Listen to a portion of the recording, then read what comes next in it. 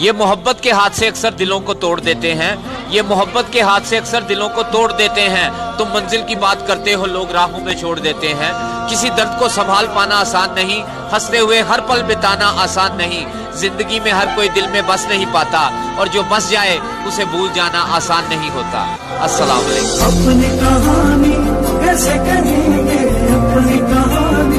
تمہاری سب سے بڑی جیت پتہ ہے کیا ہے؟ معاف کر دو اسے جس نے تمہیں سب سے زیادہ تکلیف دی ہے نفیس بھائی۔ وہ پانی کی لہروں پہ کیا لکھ رہا تھا، وہ پانی کی لہروں پہ کیا لکھ رہا تھا، خدا جانے حرف دعا لکھ رہا تھا۔ محبت میں نفرت ملی تھی اسے بھی، جو ہر شخص کو بے وفا لکھ رہا تھا۔ بلا کرتے کرتے گزری تھی زندگی، بلا کرتے کرتے گزری تھی زندگی، مگر پھر بھی خود کو برا لکھ رہا تھا، برا لکھ رہا تھا۔ السلام علیکم۔